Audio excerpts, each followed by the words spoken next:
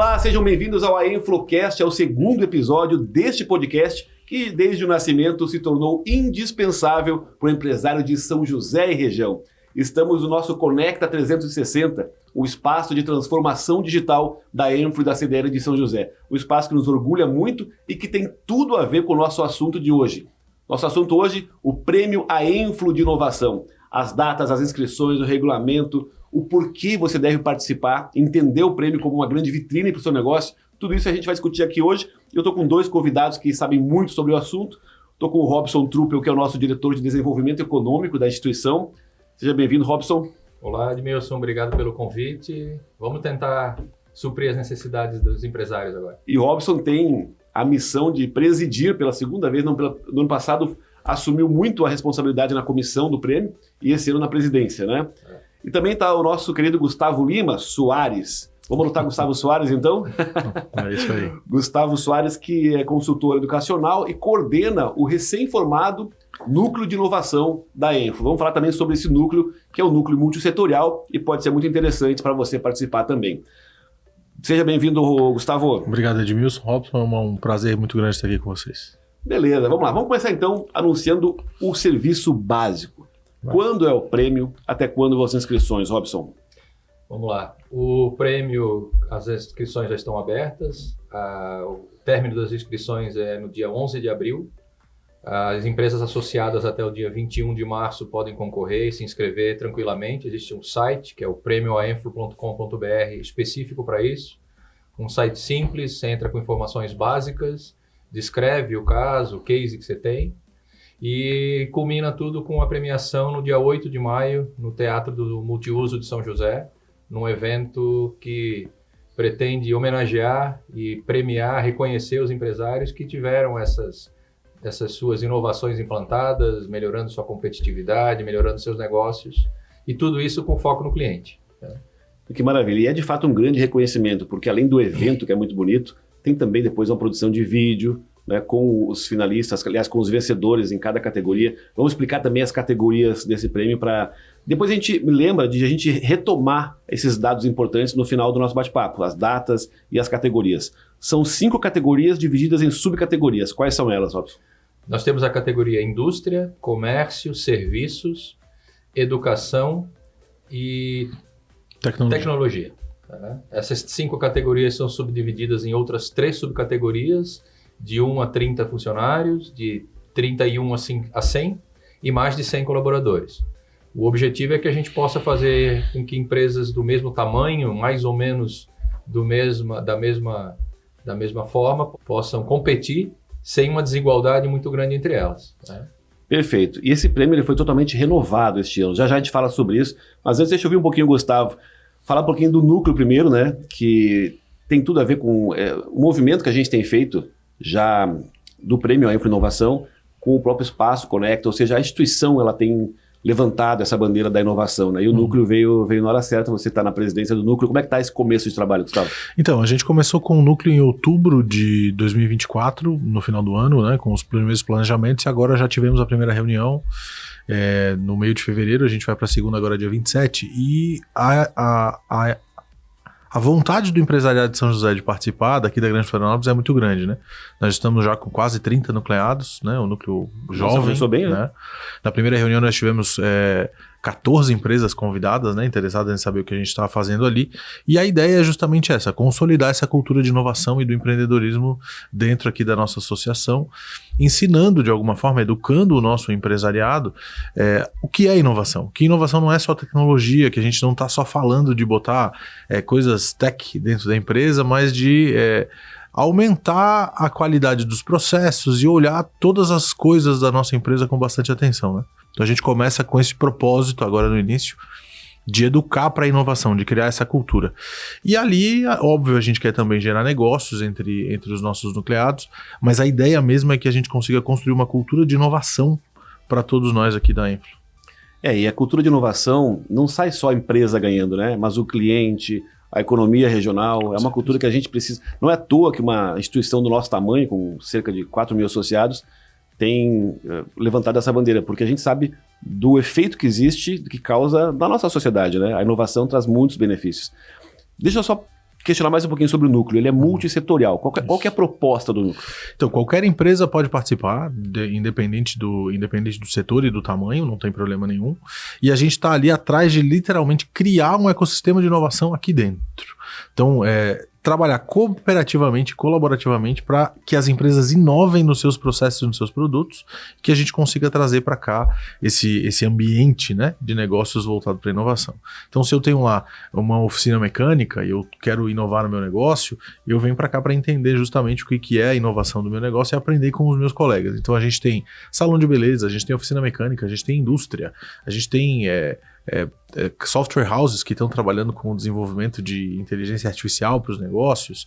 Então, de todo tipo de empresa a gente tem ali, justamente o pessoal já está crescendo. E já temos negócios sendo fechados, inclusive, para melhorar o atendimento e o nível de atendimento de empresas que nunca pensaram em inovar em coisas simples, né? E eu acho que o nosso prêmio fala bastante sobre isso também, sobre os tipos de inovação, onde a gente pode inovar, né? As inovações radicais aí, as de ruptura, né?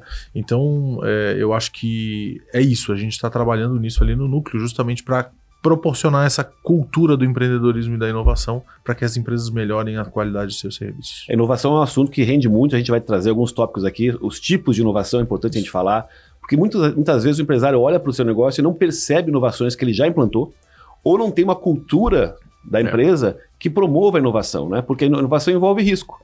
E você tem dois caminhos, ou você vai ter um resultado assertivo, ou vai ter um aprendizado, né? Mas promover um ambiente que se possa inovar e arriscar exige alguns cuidados, exige a liderança inspiradora, exige o encorajamento de todo o time, tem muita coisa para a gente bater papo sobre isso. Mas, Robson, eu queria, antes de mais nada, porque eventualmente alguém não acompanha até o final o nosso bate-papo, eu gostaria que você ficasse até o final, porque tem muita coisa boa pela frente, mas é preciso deixar muito claro que houve uma grande inovação no Prêmio A-Influ de Inovação, desde o processo de construção do novo regulamento até o novo conceito do prêmio. O prêmio está renovado de verdade, né? Como é que foi esse processo, Robson? A primeira parte do processo foi entender que a gente está na terceira edição, que a gente teve uma primeira edição de sucesso, teve uma segunda edição de sucesso, mas que sempre a gente pode melhorar. Esse é o conceito da inovação. Buscar melhoria, buscar ser melhor em cada pedaço do processo. Nós fizemos uma reconstrução do regulamento, vimos tudo o que a gente errou, que poderia ser melhorado na última edição, fizemos várias alterações, criamos um formato diferente de avaliação. No último prêmio, nós tínhamos um formato em que as empresas eram pré-classificadas para um júri popular. E desse ano nós mudamos. A nossa intenção é buscar nomes renomados aqui da nossa região que façam um julgamento técnico, uma avaliação técnica dos cases sob a ótica da inovação, né? Então, a ideia é que a gente tenha esses convidados, que eles venham um dia na associação, eles serão conhecidos previamente para todos os competidores.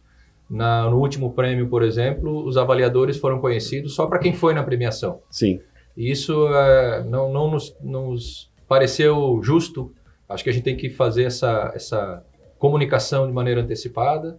Num momento na A-Influ, aqui na nossa sede, esses avaliadores vão ser convidados a participar da avaliação de uma reunião presencial, onde a gente vai discutir os cases, e vão sair dali os 3 cases já qualificados e que no dia serão os grandes concorrentes para levar o troféu para casa. Ou seja, tudo foi feito para que o prêmio fique ainda mais transparente, né, com ainda mais credibilidade, porque havia um questionamento, um receio, né, porque marcas fortes atraem o voto popular. Então, assim, a gente tem a garantia de que o case será avaliado de uma forma mais técnica, né? Isso é importante também. Isso, exatamente. Outras mudanças foram no formato nas subcategorias. A gente aumentou um pouco a primeira faixa, que antes era de 1 a 10 funcionários, agora foi de 1 para 30, isso melhora a competitividade de um grupo de empresas. Mantivemos as 5 categorias, são 5 bandeiras da associação: indústria, comércio, serviço, tecnologia e educação, né? Existe agora um novo regimento que a gente consegue deixar muito mais transparente o tipo de inovação. Aqui não são inovações tech, São inovações do dia a dia. Às vezes o que não é inovação para o mercado em geral, para aquela empresa especificamente, foi uma inovação e mudou o patamar de performance daquela empresa, daquele empresário. Então, a inovação não é uma inovação que a gente olhe só para o mercado, a gente olha para o ambiente interno da empresa. Você comentou sobre os riscos da inovação, né? A gente avalia o quanto houve de confiança na equipe, o quanto houve de promessa e o quanto houve de resultado para aquela inovação, não só no ambiente externo, mas no ambiente interno da empresa. Então, a gente fala de inovações incrementais, é aquele passo a passo, de pouquinho em pouquinho. Inovações de processo, eram coisas que eram feitas de um jeito e foram de uma maneira inovadora, são feitas agora de uma outra maneira, gerando N resultados importantes para o mercado, para o cliente, para a empresa. Tem as inovações radicais, é aquela que vamos quebrar tudo e vamos fazer de novo. Né? Todas elas têm o seu peso. Mas o importante é que a gente leve em consideração, que cada empresário que queira inscrever o seu case, leve em consideração a inovação que fez com que ele mudasse de patamar, que a empresa dele melhorasse. Ou seja, o que vai fazer a gente mensurar a qualidade de uma inovação é o resultado que ela gerou. Não é o nível de criatividade, quanto foi criativo, original. O que importa é gerar resultado. Porque a inovação, tem uma frase de um grande autor que diz o seguinte: a inovação é a criatividade a serviço do mundo real. Na verdade, eu inventei essa frase quando eu fui dar um treinamento na CEPAC. Gostei dela, botei no slide lá. Então, porque se for só para fazer algo novo e não gerar resultado, é só uma invenção, não é algo inovador, né? E tem uma frase do Walter Longo que eu quero mencionar aqui para voltar a um tópico que o Gustavo trouxe. Ele diz o seguinte: inovação é muito mais uma questão de ótica do que de fibra ótica. Porque a gente precisa desapegar dessa ideia de tecnologia em tudo que a gente quer inovar. Às vezes a inovação é simplesmente um processo, uma forma de atender, né? Em algo que gere resultado, né, Gustavo? Quando a gente começa a falar de inovação mesmo no mundo, né, ali na virada do século XVIII para o século XIX, há justamente essa pegada de entender como é que a inovação faz com que as empresas ganhem mais. É justamente isso que a gente está discutindo aqui, né? Então, o cara que trabalha lá com um pedaço de pedra batendo um martelo, ele vai ter uma produtividade, mas se ele tiver um martelo adequado, com o cabo acolchoado e uma cabeça de metal pesada o suficiente para que o colaborador martele o prego com menos marteladas, isso é uma inovação. Apesar de ser incremental, a função da pedra e do martelo ser a mesma, né, a gente tem um resultado muito maior, o que dá para esse cara um resultado muito maior, e para a gente que é empresário, naturalmente um resultado lá na frente em lucratividade, em outros resultados que a gente vai ter na empresa. Então, quando a gente quebra essa lógica de que a inovação, ela não precisa ser tech, mas ela pode ser em processo, em serviço, né? Ela pode mudar a realidade da minha empresa de um dia para o outro, fica muito mais fácil entender que eu consigo inovar em todos os setores, né? Que é justamente a ideia da inovação que a gente chama hoje a gente tem um tipo de inovação que chama inovação frugal, né? Que é você inovar com o mínimo de situações que você tem dentro da sua empresa, se é possível, né? E essas inovações às vezes dão muito mais resultado do que inovações técnicas que a gente está vendo por aí, que podem causar até mais problemas nas empresas. Você consegue lembrar agora de algum case de inovação, ou do nosso prêmio, ou, né, do repertório de vocês, para a gente tentar trazer um pouco de luz para esse cenário? Porque o desafio é fazer com que o nosso associado, ou o nosso futuro associado, entenda que ele inova sim, porque se está crescendo, está inovando. Não existe como crescer sem inovar, né? Só por uma sorte no mercado é muito difícil, é muito improvável. Geralmente, 99% das vezes, se houve algum crescimento, alguma coisa você fez de diferente, né? Consegue lembrar de algum case que faça sentido para a gente trazer aqui agora? Um deles que participou no último prêmio, que eu tive o prazer de estar presente lá no momento da premiação, foi da gestora de um restaurante que implantou um karaokê e mudou todo o modelo de negócio dela, né? Para o público foi uma inovação, para ela foi uma inovação, o modelo de gestão foi uma inovação, o modelo de negócio foi uma inovação, né? Então, mas é um bar, um restaurante, é uma empresa.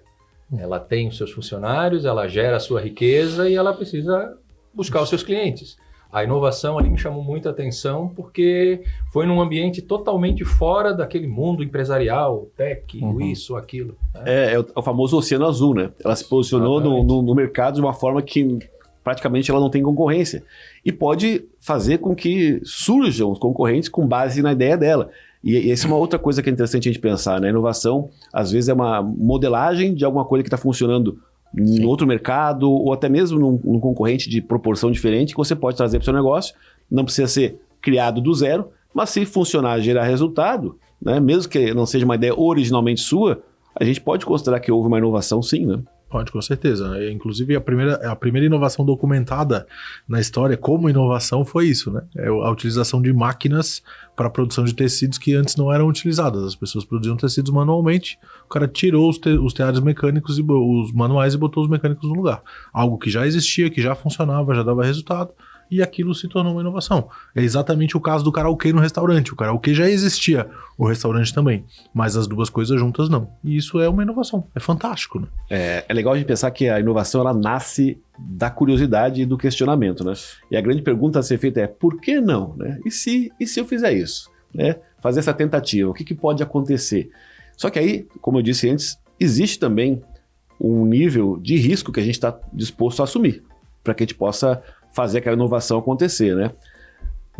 Eu perguntei sobre exemplos de inovação que deram certo, mas a gente também pode buscar histórias de inovações que não deram certo no primeiro momento. E é comum, faz parte do jogo, gera aprendizado, né? O importante é que a gente não se acomode, né?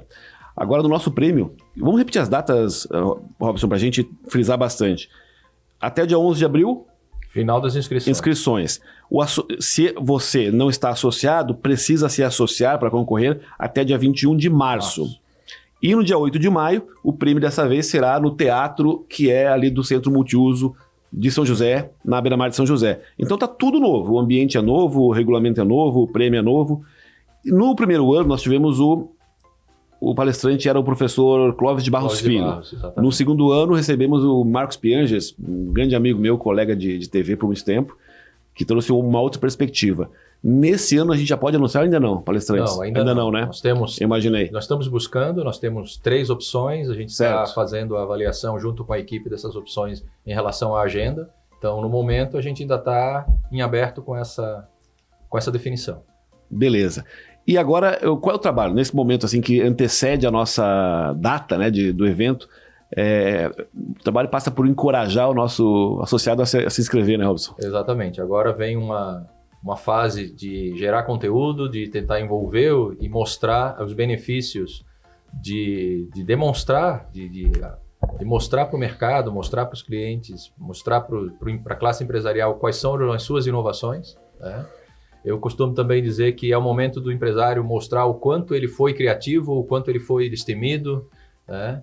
E não pensar naquele, mas eu vou lá mostrar o meu prêmio e os caras vão copiar. Isso pode acontecer não mostrando do mesmo jeito e demonstrando, você pode não só mostrar o que está acontecendo com a sua empresa, mas também encorajar outros empresários. Eu vi alguns cases do ano passado, como testemunho de empresas que viram um certo tipo de atitude num certo case de uma outra vertical, de uma outra categoria e começou a aplicar aquele conceito na empresa dele para melhorar. Então, mostrar para o mercado, demonstrar essas inovações também é uma forma de trocar experiências, de incentivar outros empresários a também fazer essa inovação. O passo agora é motivar esses empresários, motivar a escrever. São pequenas frases, a inscrição do case é uma coisa simples, não precisa ter vídeo e textos muito mirabolantes. A ideia é uma demonstração simples do que foi feito, de quais resultados tivemos, de quais são os próximos passos, para realmente inspirar outras empresas para seguirem o caminho da inovação. Perfeito. Antes de avançar, deixa eu só corrigir uma coisa que faltou aqui.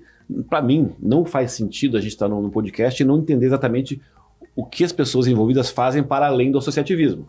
Então, deixa eu registrar isso aqui. Qual que é o teu negócio, Robson? Eu tenho uma empresa de consultoria em gestão.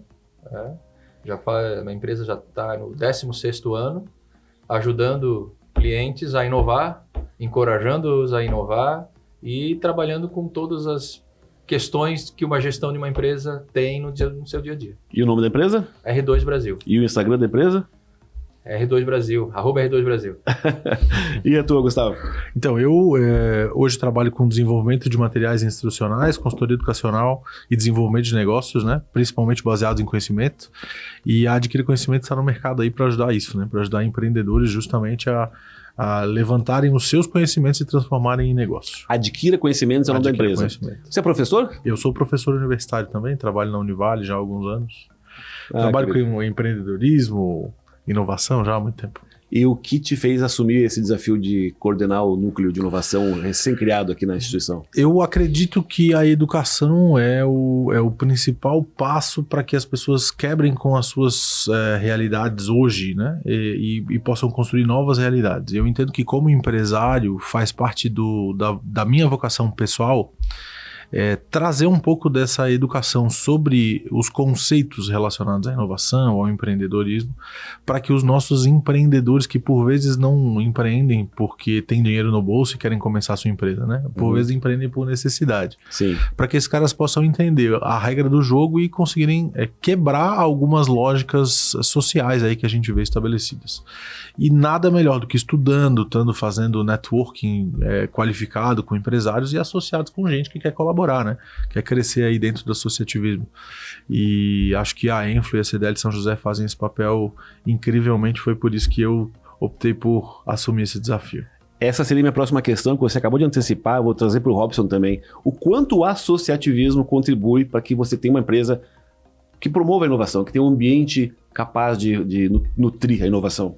Eu acredito muito na troca de informações. As experiências dos empresários, quando elas são trocadas entre eles, só gera sinergia e só gera aumento de conhecimento para quem está repassando a sua experiência, o seu conhecimento.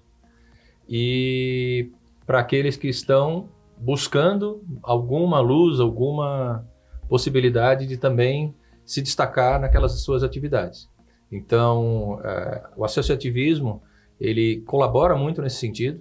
A gente tem aqui vários núcleos onde essa troca de informação acontece. Temos aqui vários eventos, um deles hoje, no dia que nós estamos aqui gravando, relacionado a varejo, a conexões, né? E isso só aumenta aquela máxima que a gente fala de que a gente quer buscar conhecimento e não sabe onde. É um conhecimento que você pode ter em ambiente tranquilo, com pessoas super agradáveis e, ao mesmo tempo, de maneira que você cresça e possa trocar experiência. Eu acho que o trocar é o mais importante de todo o processo. E a verdade é que esse tipo de ambiente que a gente convive aqui no associativismo, ele traz para o empresário respostas que às vezes o empresário nem sabia que precisava. Muitas vezes o empresário não sabe o que ele precisa aprender para melhorar o seu negócio. Então essa convivência, ela acaba nutrindo isso também, né? A gente percebendo como os colegas estão conduzindo seus negócios de outras áreas e núcleos multissetoriais como o de inovação. Eu venho do núcleo jovem, eu continuo lá, né? Não fui expulso ainda, apesar da idade. A gente tem essa troca que é muito rica, né? E eu aproveito para registrar. O meu motivo de vir para o associativismo foi para não ficar sozinho, porque eu saí de um ambiente de redação de TV com muitos colegas lá. Eu já tinha meu CNPJ, porque eu tinha um programa à parte na TV Com, de carros, né? E quando eu me vi fora desse mercado, eu pensei, agora, né? Com quem que eu converso, né? Com quem que eu tiro dúvidas, com quem que eu posso, sei lá, o que eu tenho que fazer? E aí, naturalmente, o associativismo traz isso pra gente. Eu costumo dizer que a gente se inscreve com o CNPJ, mas tem que entrar com o coração, né? Não é isso, Gustavo? É verdade, com certeza. Se você não tiver aqui de corpo e alma, não dá nada certo, né? E às vezes você tá aqui no ambiente, um papo de 5 minutos com o cara no café te dá um insight que um grande evento que você paga milhões aí pra participar, não vão te dar, né? Exato. Então, às vezes aquele cafezinho que você tá aqui batendo papo te dá esse insight e resolve os problemas todos do teu negócio. É isso que nos movimenta no associativismo. Eu participo de conselhos de algumas empresas e esse é o dia a dia do empresário, da solidão.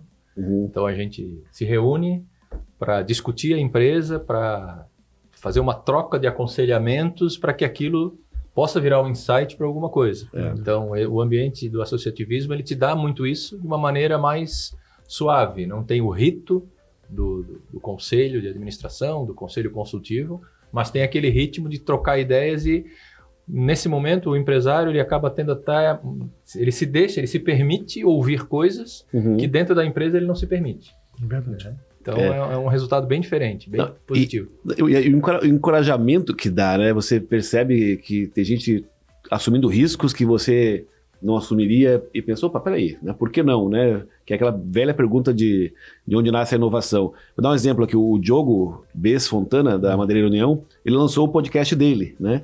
Você olha que bacana, Qual que é o objetivo? Cara, ele se relaciona muito mais com o público dos arquitetos e tudo mais, que são grandes indicadores do trabalho dele.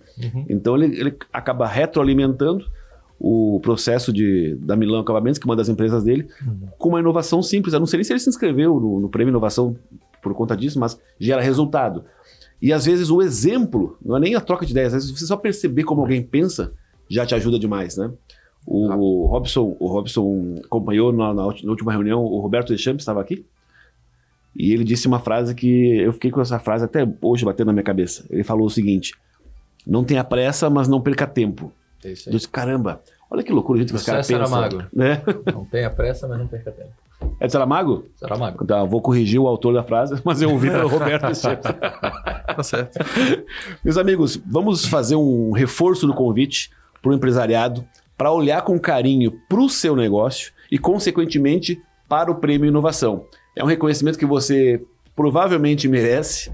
Então, a gente tem esse ambiente com um prêmio totalmente renovado para que você possa, primeiro, olhar com carinho para o seu negócio. Já é um grande movimento, um grande efeito do Prêmio Aenflo, fazer a gente olhar para o negócio e depois trazer a sua inscrição. É simples. E, às vezes, a pessoa não imagina o quanto vai ter de reconhecimento pós-Prêmio Aenflo de Inovação, né? A gente percebe a alegria e a repercussão que isso fica causando meses e meses depois. O que eu vi também no ano passado foram empresários que se convenceram a se inscrever no prêmio, tiveram essa iniciativa. E quando eles sentaram para eleger qual case inscrever no prêmio, eles viram e rememorizou, né? Relembrou tudo aquilo que eles fizeram e eles mesmos falaram comigo depois, eu não sabia que a gente tinha inovado tanto. Então, o brasileiro tem memória curta, é um momento de lembrar o que aconteceu no último ano e repensar, nossa, a maioria dos casos vai acontecer isso.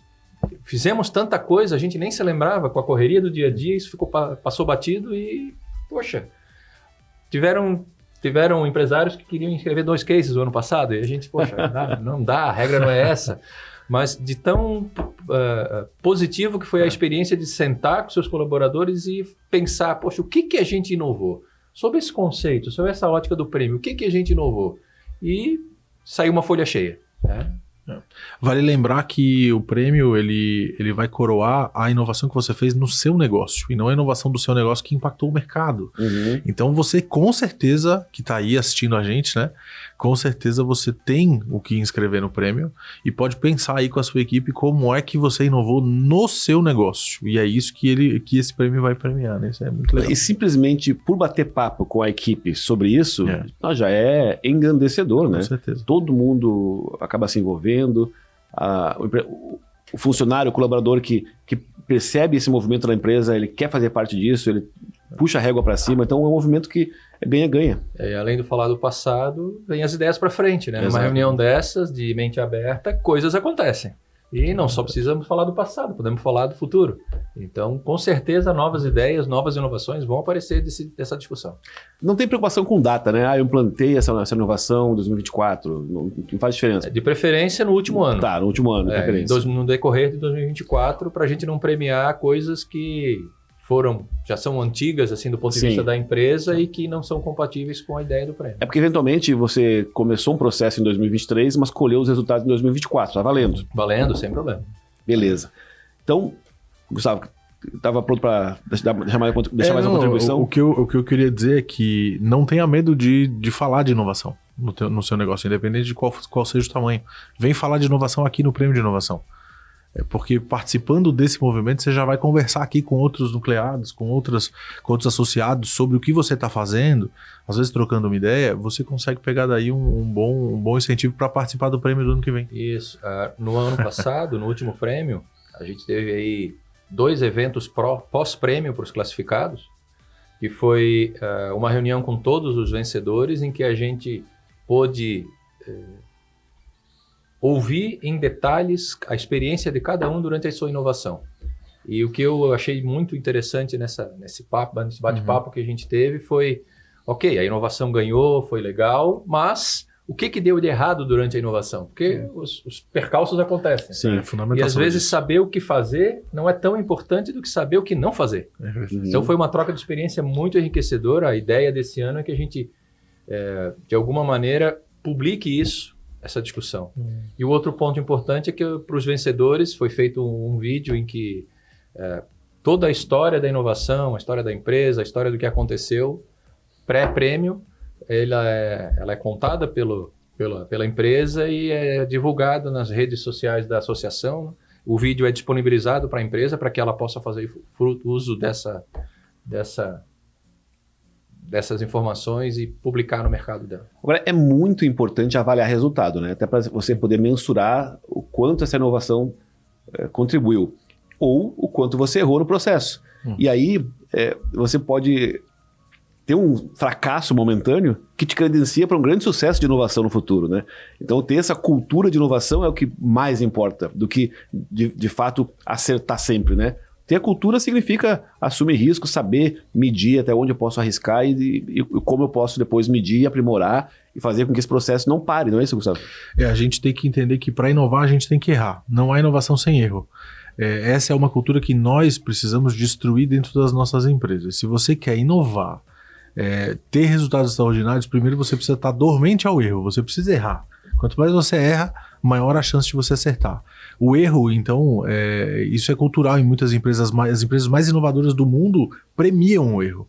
Quando o colaborador erra, óbvio, não em coisas propositais, mas eu estou lá desenvolvendo um processo novo na minha empresa e eu erro, eu tenho que premiar esse erro, porque eu sei que aquilo ali vai me economizar um dinheiro lá na frente. Né? Então eu premio aquele erro justamente para dizer assim, não, tudo bem, o que nós podemos aprender com isso para não repetir esse erro? E aí a gente entra no caminho correto de novo e vai inovando, né? Por isso é que quando a gente fala de cultura de inovação, é uma cultura de erro em busca do acerto e é uma cultura de premiação do processo. Então esse processo nunca acaba. Nunca acaba. Basta entender o erro como aprendizado. Isso, exatamente. Eu costumo dizer que a ideia ruim, ela morre rápido. Isso. A ideia boa, você tem que trabalhar para ela funcionar. Às vezes ela dá certo, às vezes ela dá errado. E em algumas vezes, no meu dia a dia, eu vejo que a ideia dá errado porque não é o momento dela. Tem alguns detalhes que precisam acontecer um pouco antes para que aquela ideia seja uma ideia boa, que seja... Às vezes você tem que fertilizar um pouco o terreno para aquela ideia crescer. Então, valorizem as ideias. Dá para dar um exemplo disso aí, né? A Coca-Cola. A Coca-Cola era remédio para dor de estômago. Isso.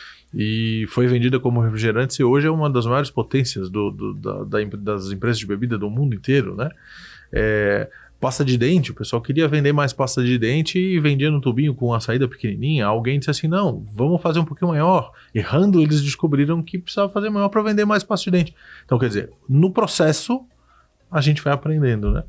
E o que o Robson falou é verdade, o timing é tudo. Eu lembro numa visita técnica que nós fizemos na Anjo Tintas, aí o CEO contando que eles tinham uma meta de reduzir custos. E aí uma reunião que envolvia chão de fábrica, todo mundo ali conversando, um funcionário jovem levantou a mão e falou assim, e se a gente chegasse uma hora mais cedo? E gerou milhões de economia de energia elétrica para a indústria, aquela simples ideia, né, de chegar uma hora mais cedo e contar mais com a luz do dia.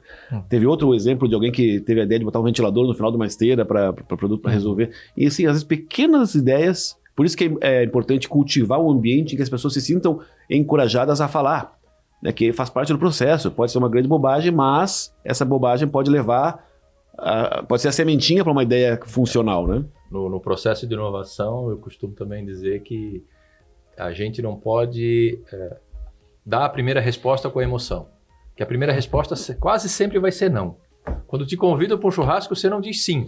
Você diz talvez, antes, ou não. O sim nunca vem. Então a gente tem que ter essa paciência no momento das ideias para... Peraí, será que não pode ser uma coisa legal? O e se, do ponto de vista... Vamos analisar. Às vezes aquela ideia apresentada de maneira superficial, quando a gente analisa, faz uma ou outra adaptação, ela vira um super sim. Antes da gente dizer um não de cara, porque parece. Né? O parece estraga o negócio. Né? E a gente, como empresário, tem que se dar o direito de assumir que está errado ou de que não teve uma visão clara no começo, né? Eu passei por isso agora na minha empresa, semana. Um produto novo que me ofereceram, a minha vontade é dizer, não vou comprar isso aí, não vai vender. Mas a minha funcionária estava muito empolgada. E eu, mais por carinho a ela, disse, cara, não é tanto investimento, vamos apostar nisso aí. E ela vendeu tudo. Ela vendeu tudo, já está na segunda compra.